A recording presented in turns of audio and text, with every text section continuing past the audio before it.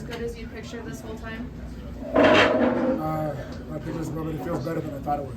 And I'm trying to reflect on everything. I'm grateful for my team, from everybody at DK Fitness, Kill Cliff. Right, it's like I got to work with kids who are like 16, 17 pushing. You got T and Juan. I got to talk about them a lot. You'll see them come up one day. And then I got everybody at Kill Cliff from the time they welcome me to the gym. I got to talk about my corner, right? It's just like when I look at them and I'm really happy. Before I moved from North Carolina, I asked Coach Jones if I could come to the gym, and he welcomed me with open arms. Coach Lentz, he's been in my corner since day one as well, and he said he'd be my mentor, and he stayed on me. Then I started training Coach Dieter, and he said, if you come in here, I'm here to build world champions. So it's cool, he stuck with it, shows up every day. He'll leave the gym, his house at 5 in the morning, gets to the gym by 7-hour drive, never complains, always shows up, no excuses. So like when that stuff hits me, I'm like, man, thank God. My parents coming from here to this country. My dad came here with $16 in his pocket, and I get to share this with him.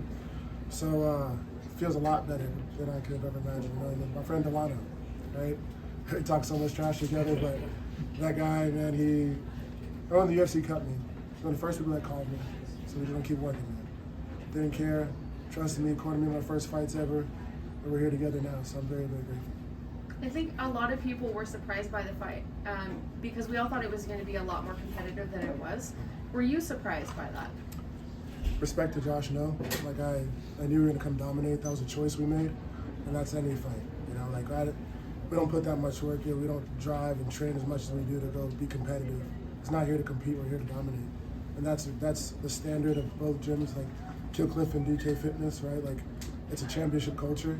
I think Josh is an excellent fighter. It doesn't take away from him, and it's not like there are levels. It's just like I came here to dominate. I didn't care if somebody's better than me, had more experience. Like since I started training when I was 24. I'm 29 now, but I know the trainers and the minds that I have around me, like my teammates, right? You should see the rounds we have at Kill Cliff. Those things are crazy. Just come watch a sparring day. Come watch a G Jones practice. Come watch a session where any of the trainers, Henry, Sean, Lance, anybody saying like we're having sparring, and see what that's like. You see, it's harder than any fight you could ever have. So it's like when I look on it, I expected myself to dominate, but I know they expected me to dominate too, and anything less wouldn't be acceptable. And last one for me. Broadcast kept making a big deal about the fact that you were not opening your mouth and you didn't seem like you were even out of breath. Was that something you were consciously doing? Well, take it back to Coach Jimmo when I first started. He would always say, like, if you're in a fight, why'd you keep your mouth open, right? Keeps your jaw exposed and you get cracked, you get hurt harder, hit harder, whatever. But, I'm here, I'm calm. Like, I wasn't tired, and I was focused on what I do. Like, you should see, like, back to the gyms. This is the way Coach Dieter pushes us on a Sunday. You see the way he pushes me on the bag, but no excuses, nothing. Like, the way we push, you see the way we train this week. Every single round, they stayed on me so much, like, staying focused on the task at hand. And part of that's your conditioning, right? I take care of myself, I push myself, and we always say, like, what's 25 minutes to 17 hours? My mom will sometimes go to work early in the morning and have literally a 17-hour shift. So it's like I have no excuse to look at it. Coach Dieter told me actually between one round, look at your mom. And she was right there. I'm like, what's 17 to 25, right? Or it's 25 minutes to 17 hours. And like I really stand on that. We're at the gym, I always say stand tall, stand tall. You don't care how tired the rounds are. You don't stop rounds. You don't take a round off, and it pays off. And they make it hard. They make it challenging. That's what we want. So I knew that like it'd gotta be an insult to my teams if I was out there breathing heavy, huffing and puffing. Like, we don't sit down between rounds and we dominate till it's over. Whether the fight's 25 minutes or it's 2 hours, we keep going.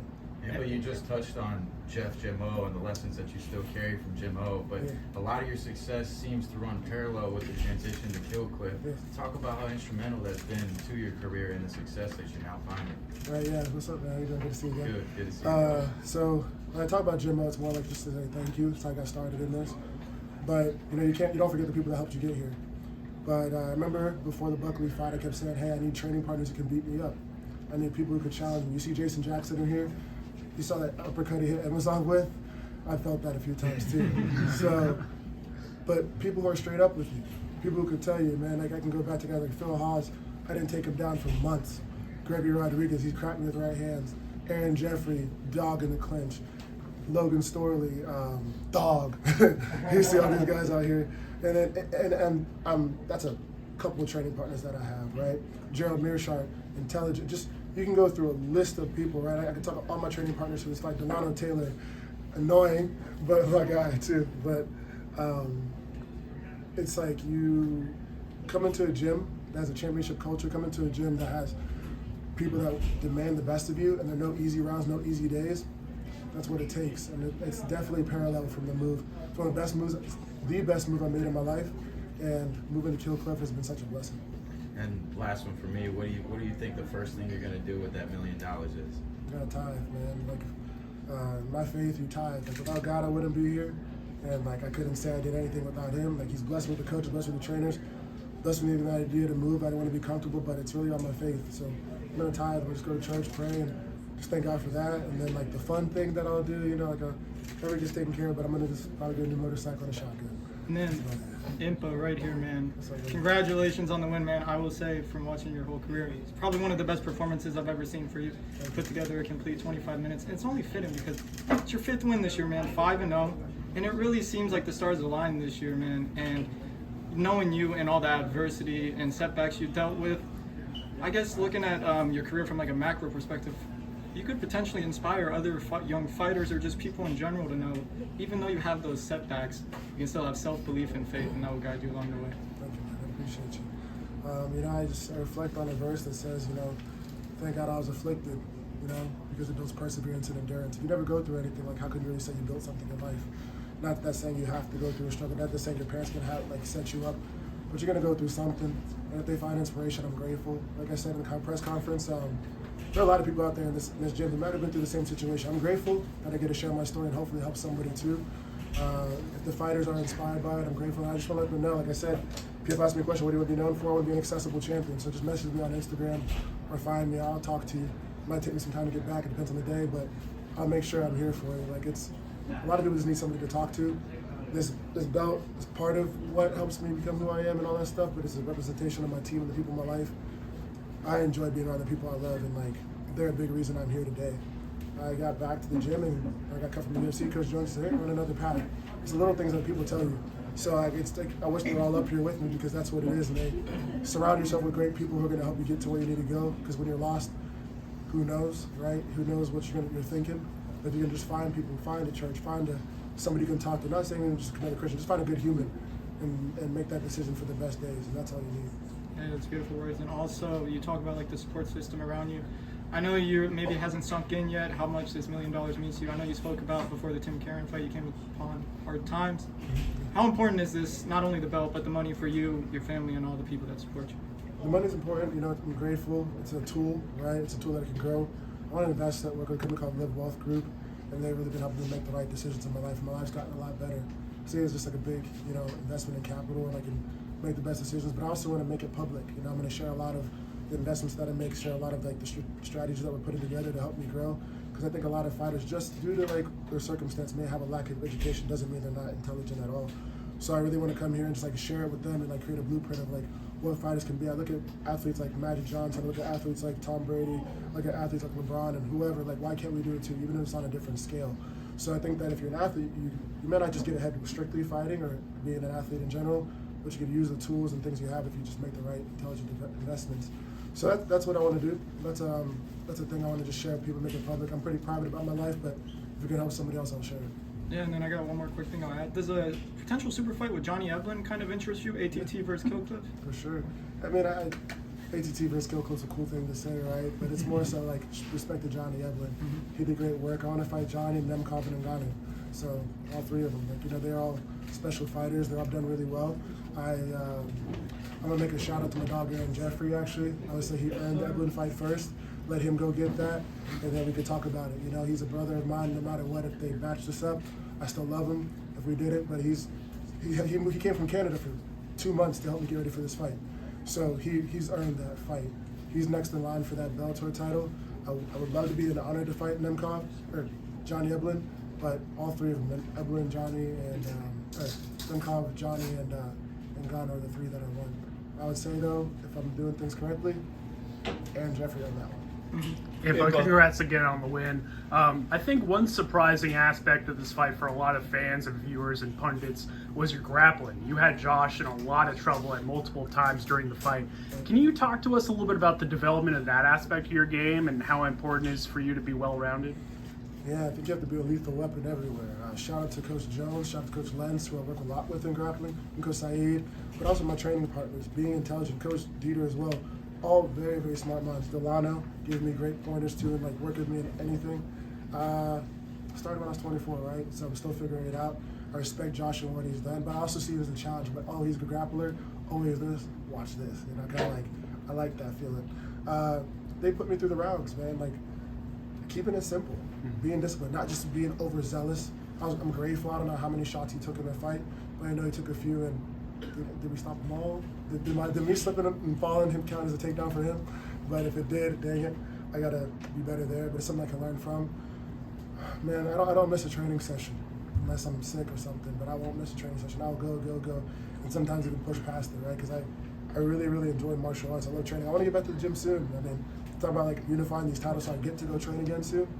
I think grappling's really, really cool. I'd like to get some submissions. I thought I was close there, but having intelligent training partners and coaches who got me here, I would say that developing my grappling is something that I can still definitely improve in, being more intelligent. But it's a shout out to the people around me, especially Jones and Lentz. They've really, really harped and worked with me on different things. We got a submission this year, it was pretty cool. Funny enough, when Tim Carey, Lentz and I worked on that submission three weeks before that. Just did it, and Delano made a great point between the round that fight to pull him off the cage. So it all comes together. It's just how I can listen. Right? I can be stubborn at times, and I've had coaches who challenge me. Sorry for the language, but Coach Dieter said I was being a dick one time, and I was like, I deserved it. I wasn't being respectful, and I was being a hothead. And it's good to have people in your life who can check you. That's the reason I say that. I don't care to swear so much here, but I like that honesty. So it just kind of made me open my mind, and like, you have to have wise counsel in life, as it says in the Word. So people like that who really push me to be better, help me open my mind and receive and take information. And working with Brendan Allen, some mistakes I made with him really, really helped me for this fight. So it's a shout out to my training partners. One last question for me. We spoke just a few months ago a little bit about your story and how at one point you were living out of your car in South Carolina looking for hope. For those that are watching this right now and are looking for hope and have goals and have dreams, what's your message to them to get themselves off their feet and to push forward? Yeah, I'd say if you're looking, as McCarr living in South Florida outside the gym, if you really believe you're called to do something, whether life hits you with a challenge, truly focus on the vision that God's given you. Get organized and have discipline. Wake up, be joyful, right? Don't quit. Find peace in your situation and realize that just because you're in a current situation doesn't define you. Know who you're called to be. For me, it was never like, oh, this car defines me. I just looked at it as like Jocko Willing talked about. He said every single time you go through something, say good, so you can start building that scaffolding and move forward, right? So I just looked at it like, this is good, so how do I get better? I was close to the gym, so I can get to the gym at 6 a.m. and hit the bag, right? And at first, it was me hitting the bag, then Henry gave me pointers, and then Coach Dieter started meeting me every single morning to help me refine. Sometimes, like I think fighters, we make a mistake, we think our trainers owe us, but we also owe them to show up and work. And then they'll come and help you out. So like, you don't have to beg, just show up and hit that bag. You know, a lot of fighters don't hit the bag today, and I think that could help them. And you just come in the morning and you're sweating before the team gets in there, people come around you and help you get better. And that's a testimony to Kill Cliff and DK Fitness and everybody around me. And my training partners see it too. They see that I go to work and they want to help me too. Congratulations. Thank you. What did it feel like when you saw your parents walk into the cage? Good question.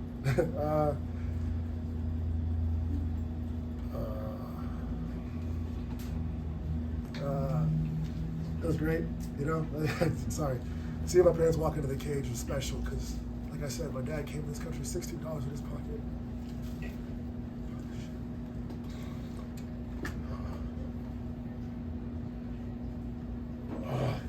Sorry, my dad. My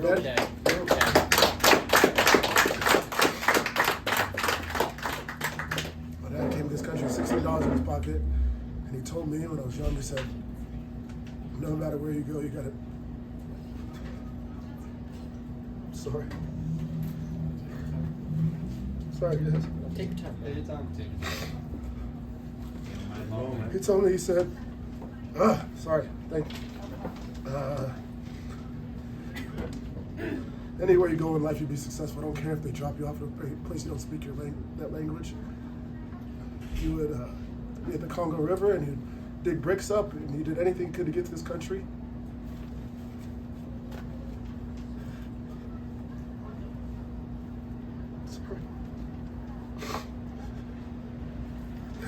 Sorry, guys.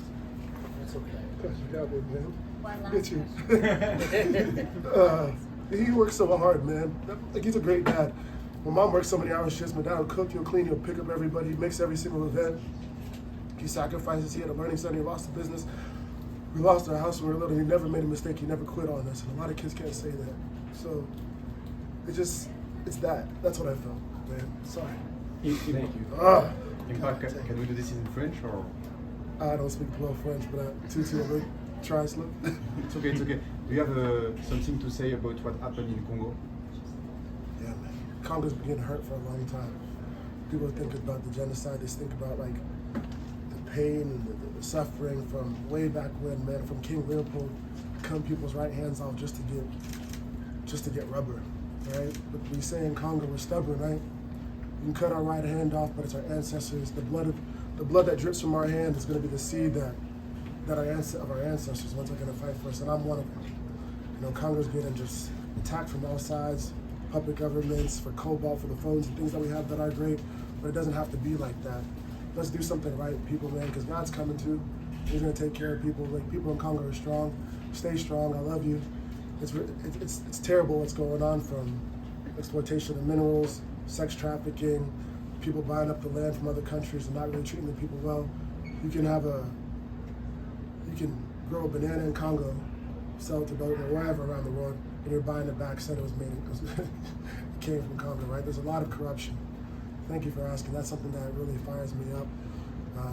I do plan to go to my parents' country, to my country, and really help out. My mom always told me, she said, you can become a world champion one day. But, you know, if you don't do anything good for people, she won't be as proud. So there's something I'd like to come do. I think that they're beautiful people. I think that the world should open their eyes and see what's going on in Congo, but all over the world. There's no kid that should be killed based on your faith. I'm a Christian, I love Jesus, but no kid should be killed. It doesn't matter where you're from, we're all humans, man. There's a lot of love that needs to be spread, and people need to look in the mirror.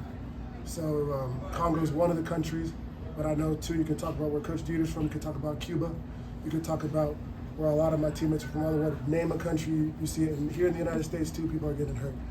But when I talk about where my parents are from, there's a lot of sadness, a lot of blood running those streets.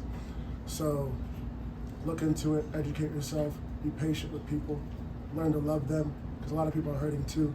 You tell somebody about your struggle, they'll say, what about theirs? Let's say, what about our struggle? And learn to love one another. Thank you very much. Thank you. Thank you.